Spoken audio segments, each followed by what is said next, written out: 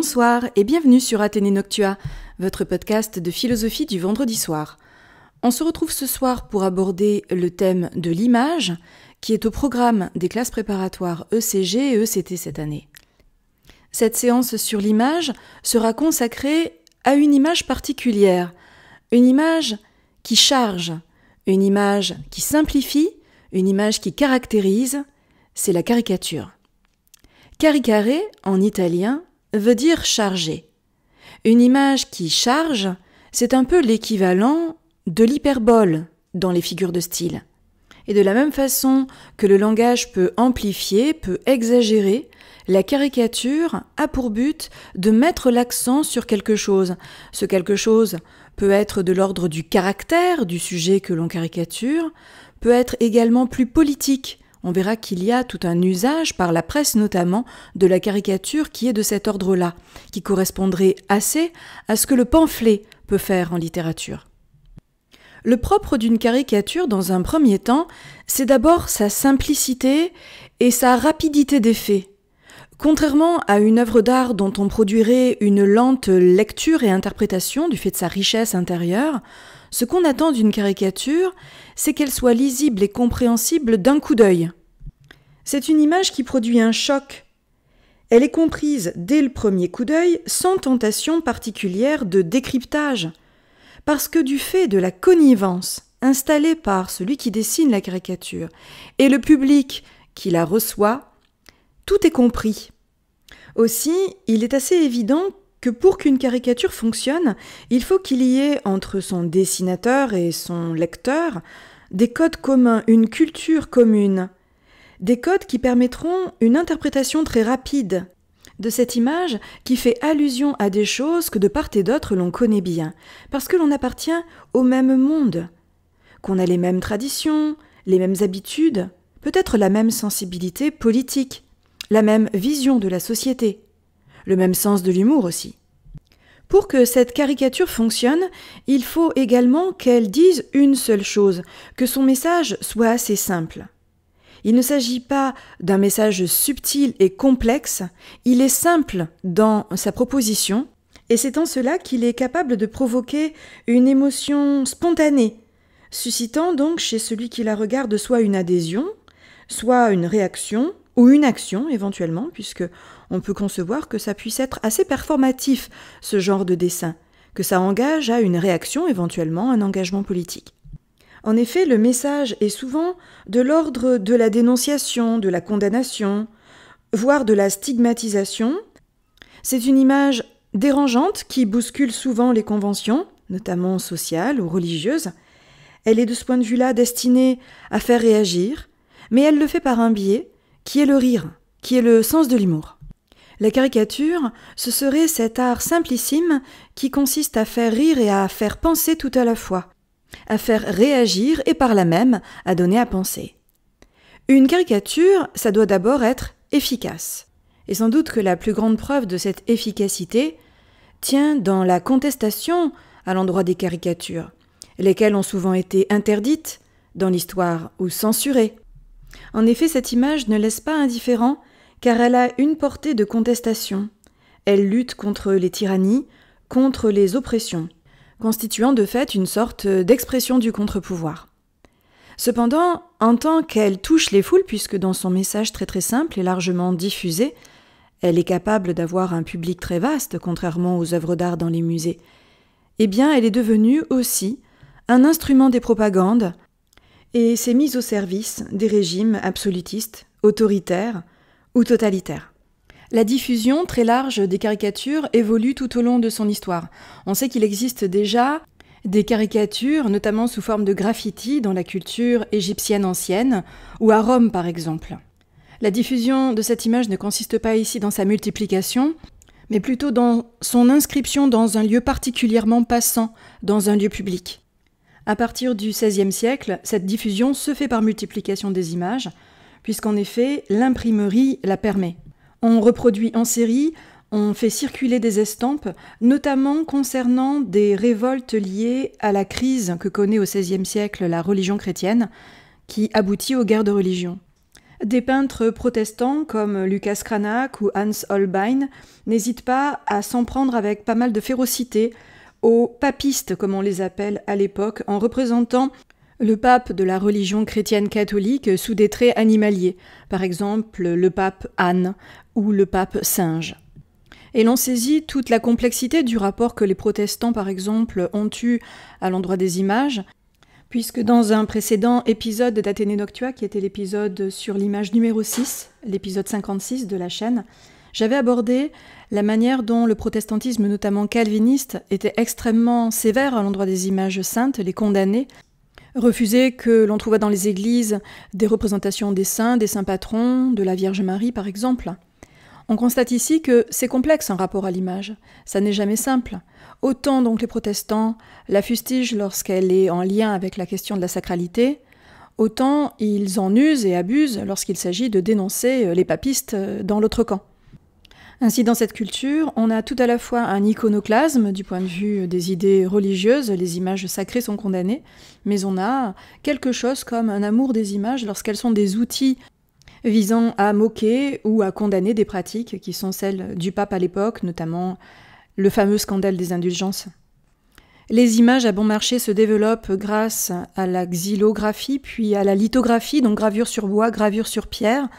Mais le grand boom, ça sera à partir du début du XIXe siècle, avec le développement d'une presse qui utilise la machine à vapeur pour de grands tirages. La mutation technique permet la diffusion des caricatures qui vont suivre les soubresauts de la vie politique au quotidien. En effet, il est difficile de séparer l'essor de la caricature de la naissance, dès le milieu du XVIIIe, de ce qu'on appellera l'opinion publique.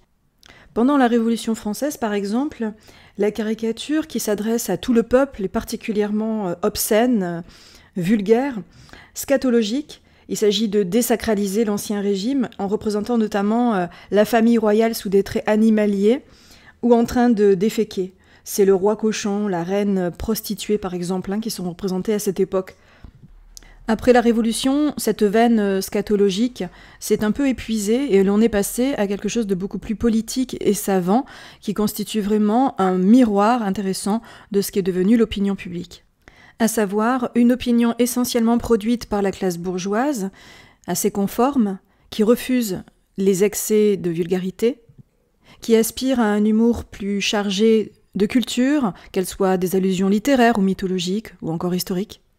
Ce qui fait apparaître une tendance assez récurrente de la caricature dans l'histoire, à savoir un va-et-vient entre la caricature populaire et la caricature plus élitiste. Lors des grands effets de la révolution de la machine à vapeur, puisque c'est le moment où se développent les trains, mais aussi les bateaux à vapeur et également les machines de presse à vapeur, c'est-à-dire dans les années 1830-1840, on a un bel essor de la presse, et notamment de la presse satirique, qui comporte des caricatures de manière quasi systématique. Le roi Louis-Philippe en fait les frais.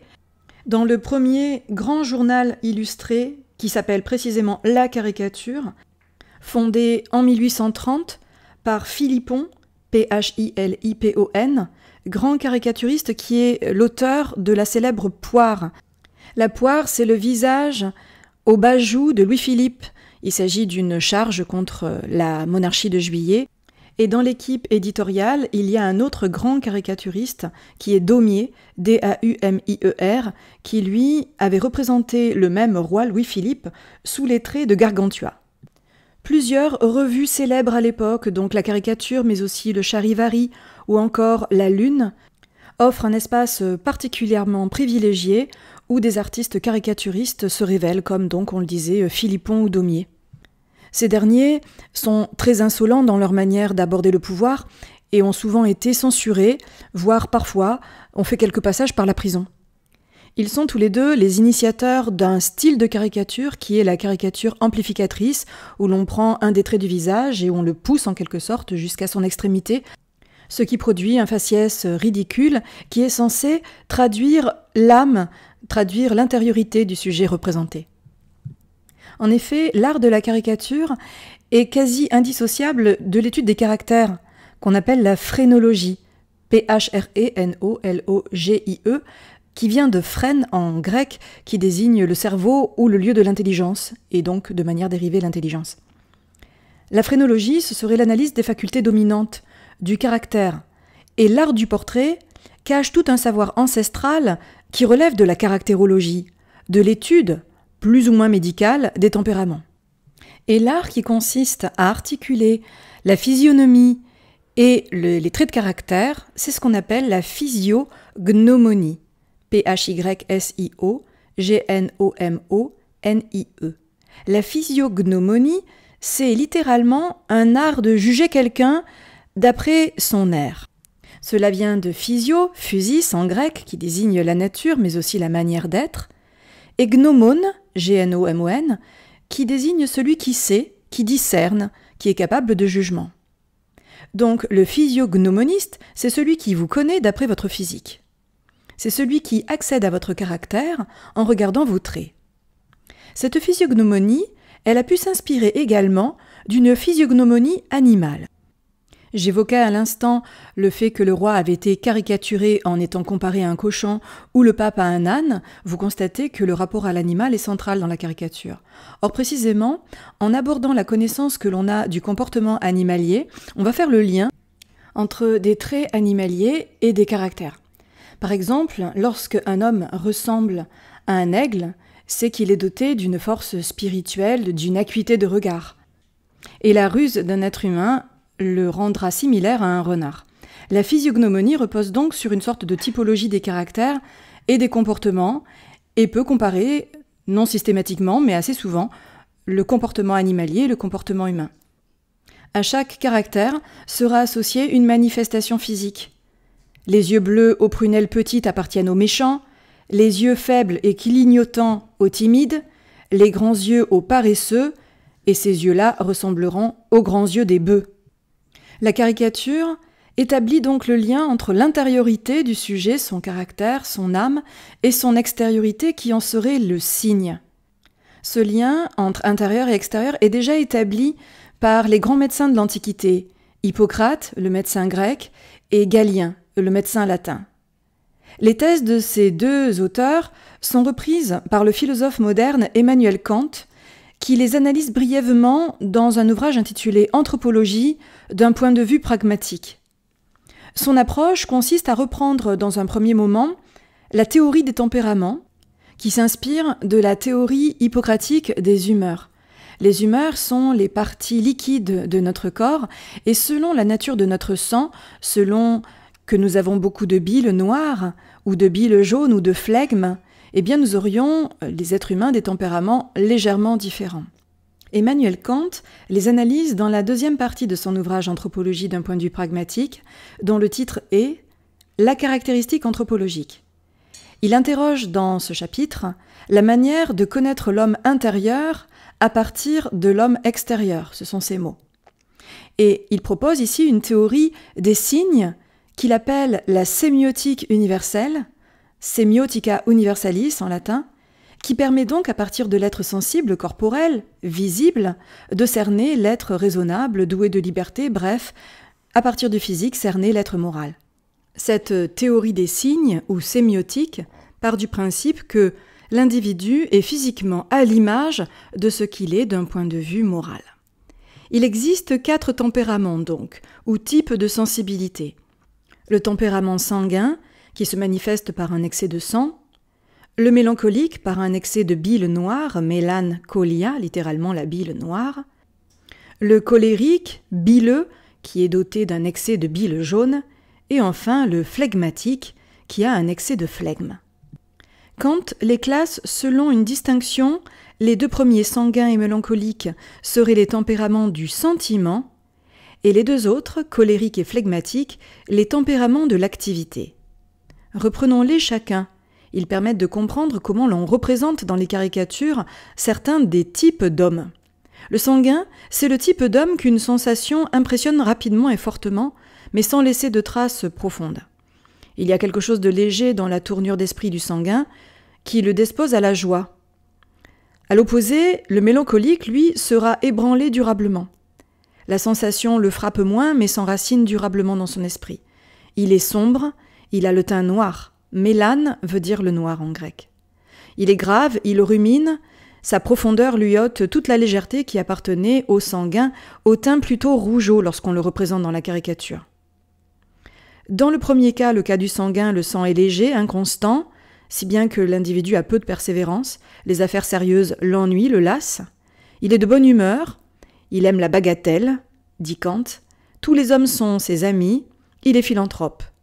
En revanche, comme il ne sait que jouer, il ne sait pas tenir sa parole. Le mélancolique, en revanche, a le sang lourd et un excès de bile dedans. Ce qui lui permet, de manière positive, de saisir en profondeur ce qui n'effleurait qu'en surface le premier. En revanche, il a du mal à promettre, mais lorsqu'il s'engage, c'est avec constance et gravité. Il a un sens très aigu du devoir, c'est un homme grave, triste, au teint sombre, aussi misanthrope que le premier était philanthrope. Pour ce qui concerne les deux autres tempéraments, à savoir les tempéraments de l'activité, le colérique ou bileux est celui qui a le sang chaud et un excès de bile jaune. C'est un être ardent qui s'enflamme rapidement. Il ne se calme que lorsque l'autre cède. Il a tendance à agir de manière soudaine, son action ne dure jamais très longtemps, il donne des ordres. Sa passion est le désir des honneurs, explique Kant, de la gloire. Il apprécie les apparences, il apprécie la pompe, le cérémonial. Il témoigne parfois de grandeur, mais pas par amour pour les autres, seulement parce qu'il est orgueilleux.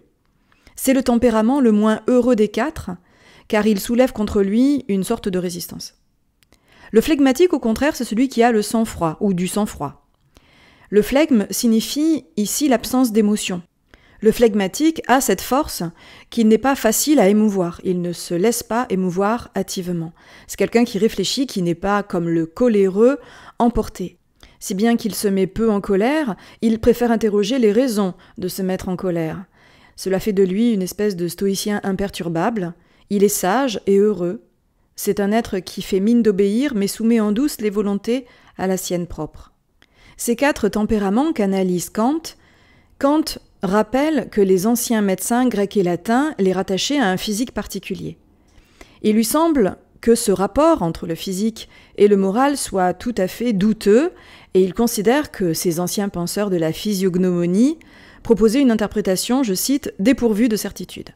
Interprétation dépourvue de certitude, c'est-à-dire que, d'après lui, il n'y a pas de lien entre le physique et le moral. Voici ce qu'il écrit Kant à ce sujet. « Une bosse sur le nez est-elle la marque d'un caractère trompeur ?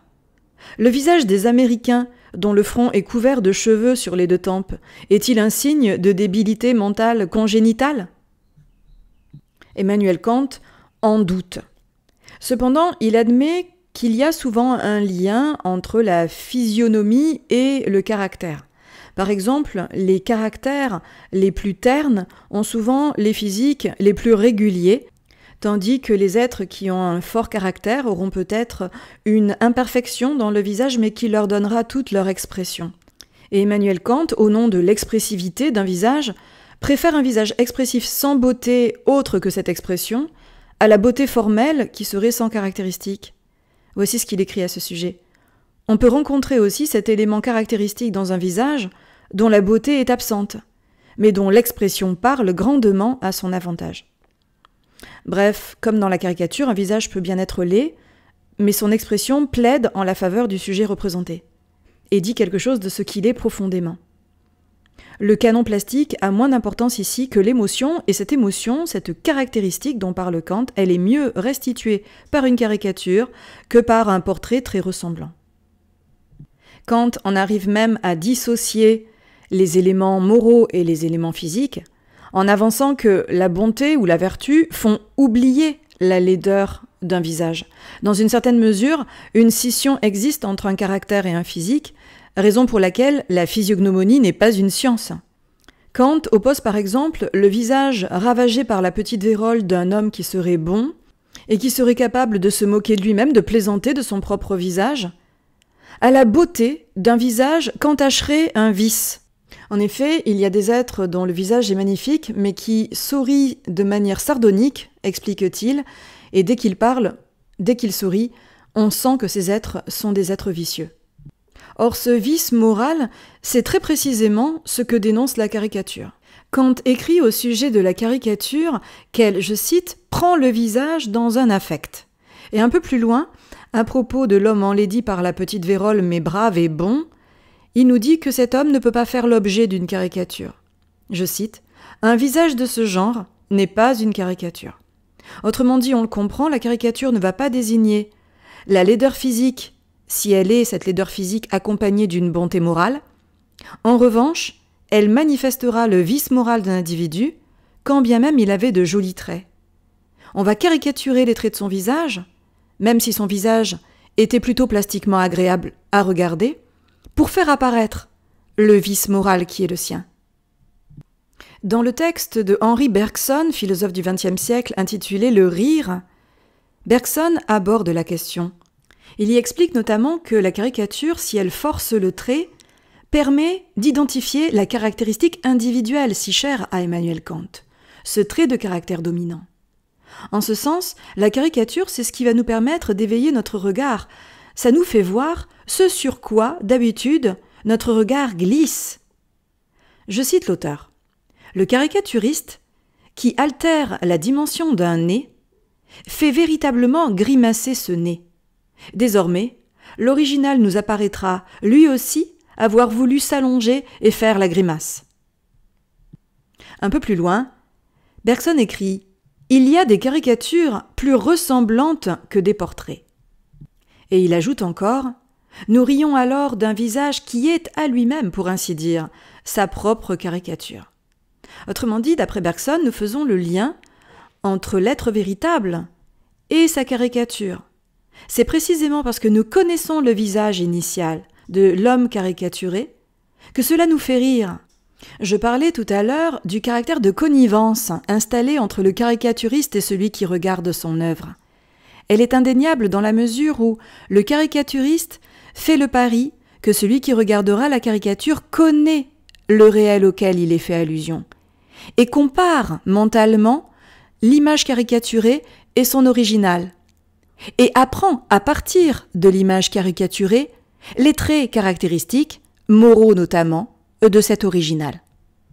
Ainsi, en déformant les traits, en chargeant, en produisant le rire, c'est comme si la caricature était capable de donner à voir une vérité insoupçonnée du visage dans un premier temps, et de l'être enfin. Si bien que cette petite image, qui semblait si simple voire simpliste dans son contenu, apparaît d'une profondeur insoupçonnée. Cette petite image nous dit quelque chose de la vérité d'un être. Cette analyse s'achève, je vous remercie de l'avoir écoutée. Si ce travail vous intéresse et que vous avez envie de le soutenir, abonnez-vous à ma chaîne, vous n'en perdrez rien. Je vous dis à très vite pour philosopher un peu à l'heure bleue avec moi.